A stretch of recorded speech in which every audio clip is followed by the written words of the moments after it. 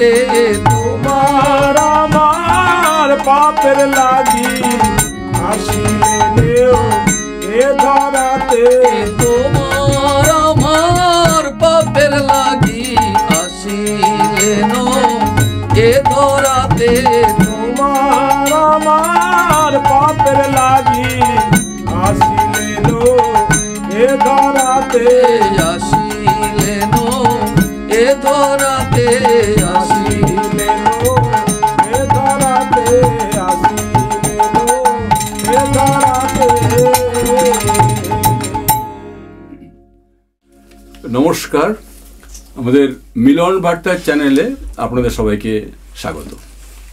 আজকে আমাদের স্টুডিওয়ে আমাদের এই অনুষ্ঠানে যাকে আমরা হাজির করেছি তিনি আমাদের আমাদের ব্যারাকপুর সেনাই ডায়াসিসের মহামান্য বিশপ সুব্রত চক্রবর্তী মহাশয়। আজকের আমরা ডায়াসিসের বিশপ সুব্রত চক্রবর্তীর সঙ্গে নয়, আমরা আজকের কীর্তনিয়া সুব্রত চক্রবর্তীর সাথে কথা বলবো। আপনারা জানেন যে কীর্তন একটা অত্যন্ত জনপ্রিয় প্রচলিত একটা গানের সঙ্গীতের অঙ্গ এবং বহুকাল ধরে খ্রিস্টপূর্ব 2000-2500 বছর ধরে কীর্তন প্রচলন আমরা ভারতবর্ষের বিভিন্ন জায়গায় আমরা দেখতে পাই। এবং কীর্তন বলতে এখন নদিয়ার কথা মনে পড়ে, আর তারপরে তো এখন গোটা পশ্চিমবঙ্গে এসেছে। আমরা আমাদের ছোটোবেলা থেকে, এবং আপনারা অনেকে যারা একটু বয়স্ক লোক তারা আমাদের এই পশ্চিমবঙ্গে হারান মাখাল, শান্তিবর, পরবর্তীকালে আমাদের ফাদার রবণী, ফাদার পঙ্কজ, সুধাকর মণ্ডল, ওধারে আমাদের হাসা, এধারে কবরডাঙ্গা মোড়ে আমরা পাই নরেশ, এদের নাম আপনারা জোহর নাড়ু আপনাদের নাম শুনেছেন আপনারা। তো আমরা দেখেছি অভিজ্ঞতায় যে এই সমস্ত যে সমস্ত মানুষের নাম বললাম, প্রবাদ প্রতিম মানুষ, হারান মাখাল, শান্তিবরেরা, তারা তো গান ছিলেন। দেখুন তারা কিন্তু চলে গেছেন, তাদের কণ্ঠ চলে গেছে, তাদের সেই কণ্ঠে পরিবেশন করা গান যা হাজার হাজার মানুষকে মন্ত্রমুগ্ধ করে রাখতো, সে সব কিন্তু তাদের সঙ্গেই কিন্তু কারের আড়ালে হারিয়ে গেছে। তো আমাদের মিলন বার্তা চ্যানেলের আমাদের মুখ্য উদ্দেশ্য যে যা গেছে গেছে, কিন্তু এখন যেগুলি আছে সেগুলিকে একটি নথিবদ্ধ করে রেকর্ড করে রাখা, যাতে করে সেটা থাকে এবং কালের প্রহারা সীমানাকে অতিক্রম করে কালান্তরে পৌঁছায়। এবং শুধু আমাদের পশ্চিমবঙ্গে এবং ভারতবর্ষ নয়, এবং ভারতবর্ষের বাইরে বাসে বাংলাদেশ, ত্রিপুরা, যেখানে যেখানে বাংলাভাষী মানুষ আছে, এমনকি বিদেশের বিভিন্ন জায়গায় যে সমস্ত বাংলা ভাষাভাষী মানুষ আছে তাদের কাছে যেন এগুলো পৌঁছায় এবং তারাও যেন তার রস আস্বাদন করতে পারে পুরুষানুক্রমে। তো সেই উদ্দেশ্যে নেই আমাদের এই কর্মসূচি, এবং সেই কর্মসূচির আজকের উদ্বোধনী দিন। আর এই উদ্বোধনী দিনেই আমরা আমাদের মধ্যে পেয়েছি আমাদের বিশপ সুব্রত চক্রবর্তী মহাশয়কে, কীর্তনিয়া বিশপ সুব্রত চক্রবর্তী। তার একটি কীর্তন দল আছে, শ্রী শ্রী যীশু খ্রিস্ট কীর্তন সম্প্রদায়। তিনি বিশপ হিসাবে তার পালকীয় পরিচর্যার পাশাপাশি তিনি যে কীর্তনিয়া সুব্রত চক্রবর্তী সেটাও তিনি সমানভাবে বজায় রেখেছেন এবং বিভিন্ন অঞ্চলে ভক্ত শ্রোতাদের ডাকে তিনি যান এবং সেখানে তিনি গান পরিবেশন করেন। আচ্ছা বিশ্বমশাই, এই কীর্তনের প্রতি আপনি কোন সময়তে আকৃষ্ট হলেন? মিলন বার্তার সকল ভক্তবৃন্দকে আমার এবং হেরতবাবু, বিসিপি, তাদের সকল নেতৃস্থানীয় মানুষকে আমার প্রণাম, শ্রদ্ধা, ভক্তি, সম্মান জানাই আমার সম্প্রদায়ের পক্ষ থেকে। অ্যাকচুয়ালি আমার ঠাকুরদা তিনি তরজা গান করতেন আর যাত্রাও করতেন। আচ্ছা, বাবা যাত্রা করতেন। গান তো তাহলে আপনার রক্তে আছে। হ্যাঁ, বাবা যাত্রা করতো, আবার যাত্রা বিবেকের পাঠ করতো, আবার মানে তো গান, হ্যাঁ, আর হচ্ছে কি ওই ডাকনাম করতো। আচ্ছা, বড় পেশা আমার বড় পিসেমশাই, তিনিও ওই ডাকনামে। আমার মেজো পিসেমশাই আর বাবা এরা হচ্ছে কি জুড়ি, একদিকে ডাক কীর্তনে দুজন গায়, একজন হচ্ছে কি দওড়া, একজন মওড়া। এটা ডাক কীর্তনের নিয়ম। যেমন পদাবলিতে একজন মওড়া আর অনেকজন মিলে হলে দৌড়া, সেটা হচ্ছে পদবলী কীর্তন। আর আমাদের ডাক কীর্তন হচ্ছে 2 জন, তো বাবার পিসামশাই। তো এটা ছিল। তো আমার কোনোদিন এরকম আসেনি। আমি কিরকম হয়েছি, ওই গাইতে গাইতে গায়েন আর বাজাতে বাজাতে বায়েন। আমি বাজাতে তাল ঠিক নয় মনে হয়। দেখুন, যদি আপনি যেভাবে বললেন, গান তো রক্তের মধ্যে আছে, এবং রক্ত কথা বলে। এবং দেখুন, আপনি চান বা না চান, আপনার রক্তে, আপনার কানের মধ্যে সুরটা জেগে আছে। আপনি যেন বললেন, দেখুন আমি কিন্তু গাহক আমি নিজেকে বলি না এই জন্য, কারণ এর একটা সাধনা, এর সাধনা আলাদা, সেগুলো আমি করিনি। কেন বলছি, এই যাদের নাম বললেন, ওদের পায়ের চরণধুলো পাওয়ার মতন আমার যোগ্যতা নেই। এই হারানবাবু, ফাদার অবনী, সুধাকর বাবু, যাদের বলে আমার বাবা, ওইটার দিকে আমি যাচ্ছি না। আমাদের বলার বিষয় অন্য, যে সেইখান থেকে কীর্তন এর বিষয়তে শিল্পী সত্তা নিশ্চয়ই আছে, সেটা চরম নয় যে কীর্তন মানে চেষ্টা করি কোনো একটা মহিমা, একটা কাহিনী বর্ণনা করা, চেষ্টা করি, মানে এটা ভক্ত মনের কাছে পৌঁছে দেওয়া। একজন পুরোহিত হিসেবে যে প্রচার, আমাদের হারানবাবুর যে দারুণ সুমধুর ভরাট কণ্ঠ ছিল তাতে নয়, কিন্তু প্রচারটা দারুণ ছিল, পরিবেশন গুণ এবং পরিবেশন গুণের প্রচার। ঠিক, আমারও সেটা এসেছিল যখন আমি ক্যানিংয়ের পাদ্রী বাবু, তখন এরকম আমার মনে হলো, তখন আমি বাবাকে বললাম, বাবাকেই বললাম যে আমি একটু কীর্তন করতে চাই। তখন বাবা হারমোনিয়াম কেনার ব্যবস্থা করে দিলেন। একজন কাকা দীনেশ প্রামাণিক আর বাদল বিশ্বাস গোসাবার থেকে, ওরা এসে আমাকে একটু গান শেখাতো। তারপরে পরবর্তীকালে পল নাইয়া, ওদের কাছে শিখতাম। ওদের কাছ থেকে ওই করতে করতে তারপর থেমে গেলাম, এত কাজের চাপ, প্রেশার চাপ, থেমে গেলাম। কিন্তু যখন গাংরায় আসলাম 2008 সালে, 7 সালে এসছি, প্র্যাকটিস করলাম। আর 8 সালের অক্টোবর থেকে একজন মারা গেল আমাদের পাড়াতে, তো এখান থেকে আমার কীর্তনে শুরু হলো, এইভাবেই চলছে। আচ্ছা, এই যে হারান মাখাল, আমাদের শান্তিবর ওর বেশ আগের দিকে যারা, আমাদের ছোটবেলা থেকে যাদের গানগুলো শুনেছি, এদের গান আপনার কিভাবে, এদের কিভাবে গান শুনেছেন, বা এদের কোনো প্রভাব, এদের কোনো পালা কিভাবে দেখবেন এদের? আমি দেখুন, আমি তখন সবে বিশ্বস কলেজে গেছি। আমার শ্বশুর মশাই স্বর্গীয় আচার্য প্রকৃতি মণ্ডল, তিনি জিয়াদারকোটের পাদ্রীবাবু। তাই আমি দেখতাম ওই ওনাদের একটা অফিস ঘর ছিল, ওই সন্ধ্যেবেলা করে ওই হারানবাবু দলবল নিয়ে এসে প্র্যাকটিস হতো, আমি এটা দেখতাম। এটা গেল ওনার সাথে ইনডাইরেক্ট সম্পর্ক। ডাইরেক্ট সম্পর্ক হলো যখন আমি ক্যানিংয়ের পাদ্রীবাবু, আমার ওই অঞ্চলের কুমড়োখালি, 10 নম্বর, ফুলবাড়ি, এইগুলো গান করতে আসলে ওই হারানবাবু এসে হাজির। ওনার 2টো মেয়ে, মহিলা ছিল, তখন উনি গাইতেন না, তখন উনি ওই ইয়ে করতেন। নাম মনে আছে? আল্লাদি টুকটুকি। ও, আল্লাদি টুকটুকি গান গাইতো, আল্লাদি। আর নরেশ হচ্ছে কি, সেই সময় নরেশ হচ্ছে ওদের ওই এখন যে খুব নাম করা কীর্তনীয়া হয়েছেন নরেশবাবু, তখন ওদের দলে ওই মানে কি বলবো, হ্যান্ডস করতেন। তখন তো খুব জুনিয়র। কিন্তু ওই হারানবাবু, উনি সব যেখানে গান হবে হারানবাবু যাবেন, গিয়ে পরিচয় দেবেন। তারপরে আমি সত্য বলতে কি, তখন থেকেই ওইটা একটুখানি আমার মনের মধ্যে জেগে গেছে, তাহলে বাবাকে গিয়ে বলবো আমি কীর্তন গান শিখবো। হারানবাবু তো আজকের নয়, আমাদের বাল্যকাল, ধরুন আমি বলছি প্রায় 60 বছর, 60 বা 62 বছর তখনকার মানুষরা, তো সেই সময় থেকে আপনাদের সময় পর্যন্ত চলে আসা।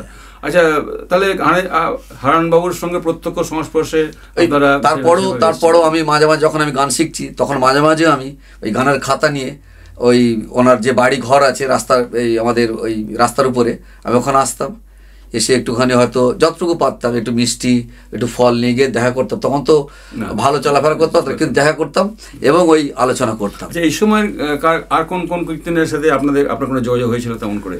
পল নাইয়া, তারপরে জোহন নাড়ু। আচ্ছা, পল নাইয়া থাকতেন হচ্ছে সম্ভবত ক্যানিং অঞ্চলে, ওর বাড়ি হচ্ছে বিউজ চকের লোক। আচ্ছা, বেশ। কিন্তু থাকতেন ওই সিনেমাতে কাজ করতে বলে থাকতো ইয়েতে, ক্যানিং এ থাকতো। শান্তিপুরের গান শোনার সুযোগ হয়েছে কখনো? না, সেইভাবে কোনো সুযোগ হয়নি। আচ্ছা, সুধাকর বাবুর গান শুনেছি। সুধাকর বাবুর গান শুনেছি। সুধাকর বাবু, আমাদের হারানবাবু তো অনেক কেউ শিষ্য ছিলেন বোধ হয়। হারানবাবুর শিষ্য কারা কারা ছিলেন? হারানবাবুর শিষ্য আমার যেটুকু জানা সেটা হচ্ছে কি, 1 নম্বর তো ওনার শিষ্য বলো, একদম 1 নম্বর চেলা ফাদার আবনী, স্বর্গীয় ফাদার আবনী। তারপরে ফাদার পঙ্কজ, তারপরে আমাদের ওখানে দিলীপ বলে গোসাবাতে দিলীপ সিং, আর এদিকে হচ্ছে হাসা নস্কর, সুধাকর বাবু। হ্যাঁ, এরা কিন্তু ওই অঞ্চল খুব ভালো নাম করেছে। তারপরে যে আমার কারডাপুকুর হচ্ছে কি ওই নরেশ নরেশ হারানবাবুর শিষ্য। হারানবাবুর প্রচুর শিষ্য, কটা নাম বলবো, আমি নিজেকে বলছি, অনেক আছে। আমি নিজেকে বলছি। শিষ্য তো শুধু সামনে বসে হয় না, তার দ্বারা প্রভাবিত হয়ে তার অজ্ঞাতেই তার শিষ্য হয়ে যায়। একদম একদম। যারা যিনি আমি যিশুকে দেখেছি, গুরু, আমি যিশুকে দেখেছি, আমি তার শিষ্য হয়ে গেছি। তিনি জানলেন না যে তার কারা কারা শিষ্য হয়ে গেছে, কারণ তার যে জিনিসগুলো যেখানে যেখানে বীজগুলো পড়ে সেখানে। ওনার বই, গান, হারানবাবুর যে গান বই, সেটা আমার কাছে আছে। হারানবাবু সেই গান, এটা সংকলন আমরা প্রকাশ করেছিলাম, সেই সময় আমরা সংকলন প্রকাশ করেছিলাম। সেটা হারানবাবু আমার কাছে রেগুলার আসতেন এবং উনি এটা এই গান, তার যে কীর্তনের পালার একটা সংকলন প্রকাশ করার ইচ্ছা করেছিলেন। আমরা সহযোগিতা করেছিলাম। আচ্ছা, এই যে কীর্তন, ধরুন কীর্তন মানুষের কাছে হৃদয়গ্রাহী, মানুষের কাছে সহজে পৌঁছায়, তো প্রচার মাধ্যম হিসাবে বা ভক্ত মনের কাছে যিশুর কথা, যিশুর বক্তব্য, যিশুর বাণী পৌঁছে দেওয়ার জন্য, ভক্ত মনকে জাগানোর জন্য এই কীর্তনটা কতখানি উপযোগী বলে আপনার মনে হয়, বা আপনি কিভাবে দেখেছেন? কীর্তনটা হচ্ছে কি, যেরকম আপনি যেটা বললেন যে কতটা উপযোগী, এটাকে বলা হয় পদাবলী কীর্তন। মানে কাহিনী, একটা ঘটনাকে নিয়ে, কীর্তন বলতে জেনারেলি বোঝায় কাহিনী, একটা ঘটনাকে নিয়ে, কাহিনীকে বর্ণনা করা গানের মধ্য দিয়ে, একদম, এবং সেটাকে কেটে কেটে, ঠিক, কীর্তনের 5টা ভাগ। একটা কীর্তনের টোটাল গানটা যখন হবে তখন 5টা ভাগ থাকে, গাছ, ভাঙা, জমা, আকর আর পঞ্চম। পঞ্চমে মানে কথা 64 মাত্রা, আর এসে দাঁড়াবে 8 মাত্রা বা 4 মাত্রায়, এটা হচ্ছে পঞ্চম। এর মধ্যেই 5টা ভাগ থাকবে, এবং এটাই এত রসপূর্ণ হয়, যখন পঞ্চমে যাবে, যখন ওই গাছে যখন সুর হবে ঠিক লাগছে না, যখন পঞ্চমে যাবে তখন সব দোল এসে যাবে, নাচ এসে যাবে, এবং সেই সঙ্গে সঙ্গে প্রচার, যে প্রচারটা করছে সেই অনুযায়ী যে গানটা কথাগুলো দিচ্ছে সেগুলো কিন্তু এখানে। আচ্ছা, আপনি তো অনেক পদাবলী এই ধরনের গান গেয়েছেন, একটা নমুনা শোনান না, দু এক লাইন শোনান না। পথ চলেতে আর বলিতে, পথ চলিতে, পথ চলেতে আর বলিতে, পথ চলিতে আর বলিতে, তোমরা গাও হে যিশু নাম, মধু নাম ও বেরাম, তোমরা গাও হে যিশু নাম, মধু নাম ও বেরাম, পথ চলিতে আর বলিতে, পথ চলিতে আর বলিতে। বাহ। আচ্ছা, আমরা যখন শ্রোতা হিসেবে যখন আসরে বসতাম, অনেক কম বয়সে, এখনো মনে পড়ে যে হারানবাবু যখন গাইতেন তখন তার গায়কের মনে যে ভাব, সেটা তিনি কেমনভাবে শ্রোতাদের মধ্যে সঞ্চারিত করতেন, এবং সেখানে সাকসেসফুল যে গায়ক, এবং যিনি গাইছেন মুখে গাইছেন, আর যিনি শুনছেন তিনি মনে মনে গাইছেন, মনে মনে ভাবছেন, তার মনের মধ্যে রস সঞ্চারিত হচ্ছে, রসের বৃষ্টি হচ্ছে। তো কীর্তনিয়া হিসাবে যখন আপনি আসরে যখন আপনি পরিবেশন করেন, তখন আপনার অভিজ্ঞতা কি? যে পালাটা করছেন এর মধ্যে ধরে নেন যে যাত্রা, নাটক, সিনেমা, সেখানে যা রয়েছে, এই আপনি একটা মানুষ যখন স্টেজে দাঁড়িয়েছেন, আপনাকে সেটা অভিনয় করতে হবে, কখনো কান চোখে জল আনতে হবে, প্যাথোস, কখনো আপনার গান রয়েছে, আনন্দের গান রয়েছে, কখনো বিরহের গান রয়েছে, অভিনয় থাকবে, এক্সপ্রেশন থাকবে, আপ অ্যান্ড ডাউন থাকবে, সেই মতো গানের সুর তাল থাকবে।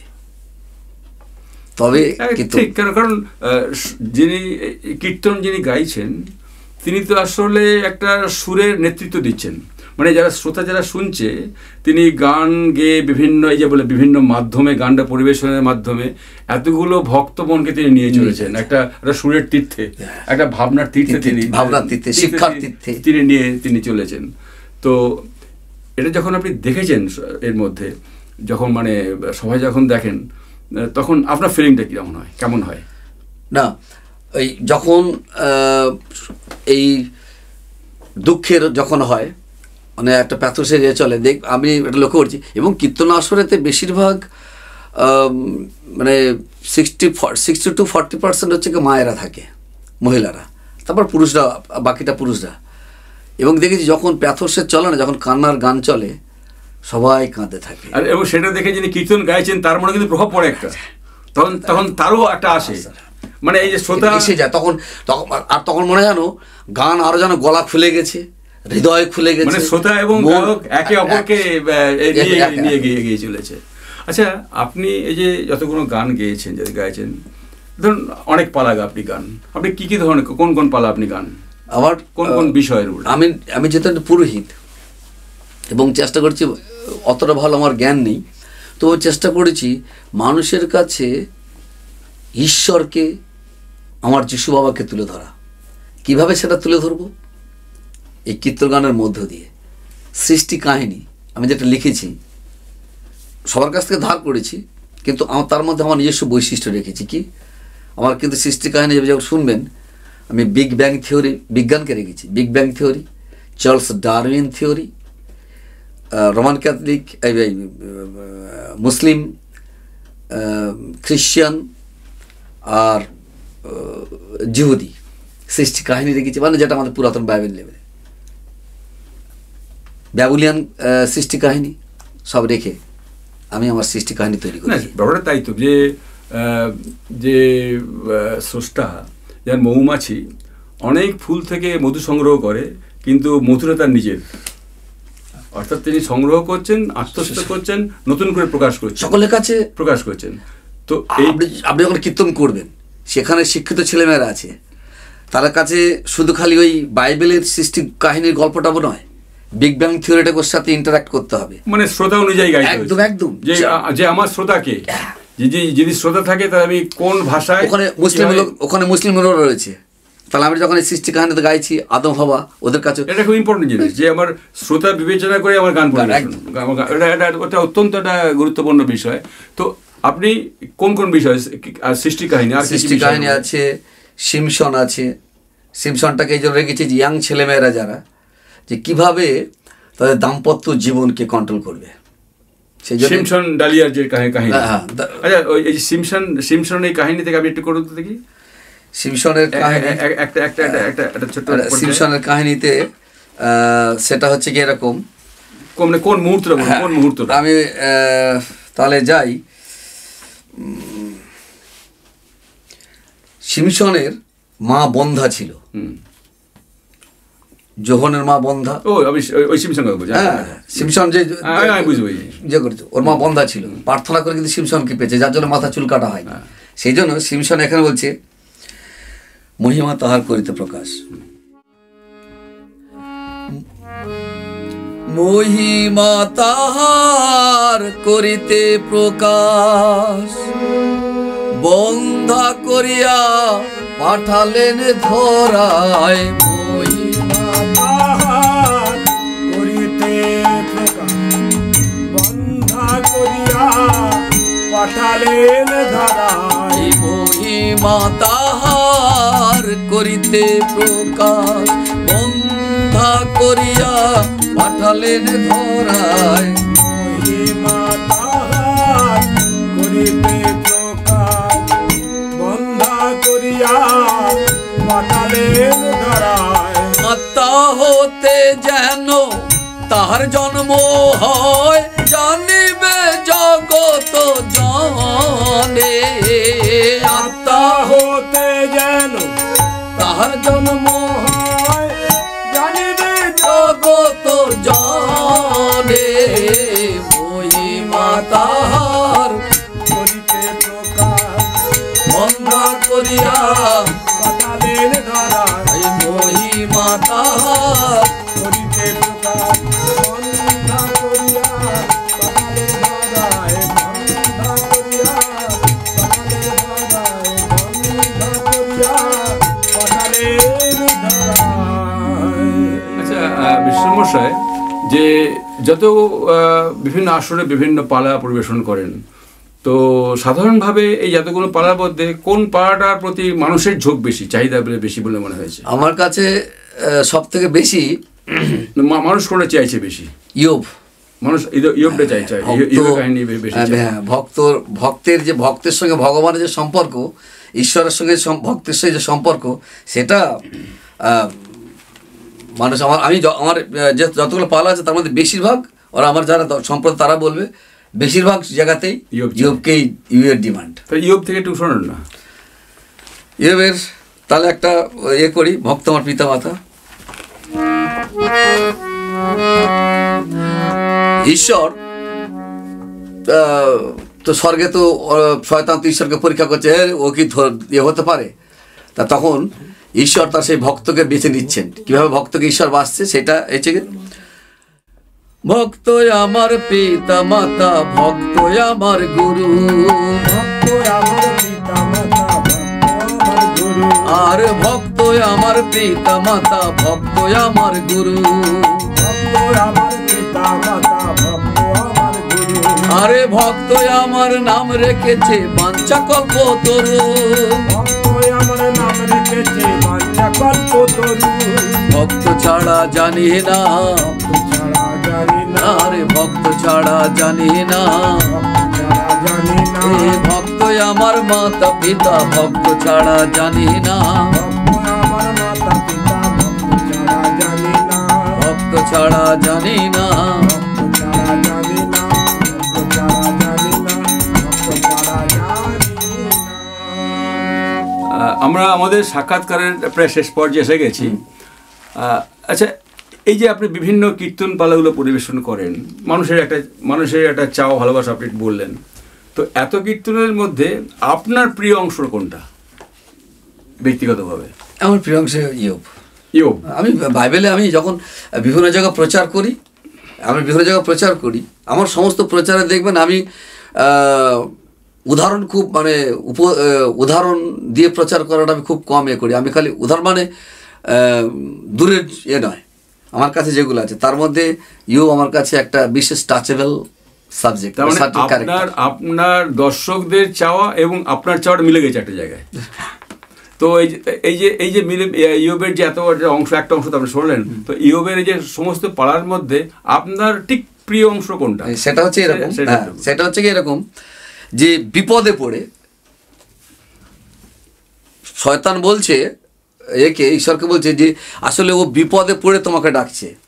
তাহলে ভগবান বলছে যে মানুষ কতটা বড় সাধু, এরা কত সাধু আমার জানা আছে। কিরকম ইয়োব সাধু যে জনা, ও আমার আছে তো জানা,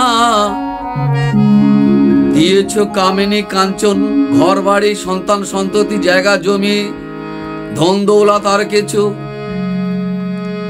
ওই আমার সবই তো জানা। ইয়োব সাধু জনা, আমার আছে তো জানা, দিয়েছ কামিনী কাঞ্চন সুন্দর ঘটনা। ইয়োব সাধু যে জনা, ওই আমার আছে তো জানা, দিয়েছ কামিনী কাঞ্চন সুন্দর ঘর কন্যা। ইয়োব সাধু যে জনা, আছে তো জানা, দিয়েছ কামিনী কাঞ্চন সুন্দর ঘটনা। বলি সে কি তোমায় ভুলতে পারে, সে কি তোমায় ভুলতে পারে, সে কি তোমায় ভুলতে পারে, সে কি তোমায় ভুলতে পারে। তাই তো প্রভু প্রভু বলে সে কি তোমায় ভুলতে পারে, তাই তো প্রভু প্রভু বলে সে কি তোমায় ভুলতে পারে। তাই তো সব তো দিয়েছো, সে কি তোমায় ভুলতে পারে। বলছে ইয়োব কিন্তু ওকে সব দেওয়ার জন্য নয়, ইয়োবের থাক আর না থাক, যখন তার অসুখ তখনও সে ঈশ্বরকে ছাড়েনি, ঈশ্বরকে ধরে আছে। তাই তার স্ত্রীকে বলেছিল যে তুমি মুঢ়া স্ত্রী, আমি ঈশ্বরের কাছ থেকে ভালো নেব, খারাপটা নেব না, ঈশ্বর আমার জন্য যেটাই রেখেছে সেটাই ভালো। তাই তো প্রভু প্রভু বলে সে কি তোমায় ভুলতে পারে, তাই তো প্রভু প্রভু বলে সে কি তোমায় ভুলতে পারে। তাই তো প্রভু প্রভু বলে সে কি তোমায় ভুলতে পারে, তাই তো প্রভু প্রভু বলে সে কি তোমায় ভুলতে পারে। সে কি তোমায় ভুলতে পারে, সে কি তোমায় ভুলতে পারে, সে কি তোমায় ভুলতে পারে, সে কি তোমায় ভুলতে পারে। আপনাদের জানি আমাদের এই অনুষ্ঠান আরও চালিয়ে নিয়ে গেলে ভালো হতো। আপনাদের ভালো লাগছে কিন্তু আমাদের তো সময় হাতে শেষ হয়ে এসছে, হাতে সময় কম। আমরা এবারের মতন এখানে শেষ করি। আমরা আবার আপনাদের সামনে হাজির করবো বিশপ সুব্রত মহাশয়কে। আর আপনাদের অনুরোধ আপনারা দেখুন এবং আপনাদের যত জানাশোনা আছে সবার কাছে ফরওয়ার্ড করুন এবং আমাদের এই মিলন বার্তা চ্যানেলকে আপনারা সাবস্ক্রাইব করুন। আর এই শেষ করার আগে বিশ্বমশাই যে কীর্তন দলের যে সম্প্রদায় তাদের সঙ্গে পরিচয় করে দিন একটু। আমার গুরু এবং আমার হ্যান্ডস শ্রদ্ধেয় স্বপন নাড়ু মহাশয়, আমার ছেলে কিষাণু প্রামাণিক, আমার ছেলে খুলি মিঠুন মণ্ডল, আর দীপেন কয়াল হচ্ছে কামার ছেলে। এরা হচ্ছে কামার সম্প্রদায়ের মধ্যে। আজকের অনুষ্ঠান আমরা এখানে শেষ করছি। নমস্কার, সকলকে নমস্কার, জয় যিশু। ভালো থাকবেন, সুস্থ থাকবেন, সুন্দর থাকবেন।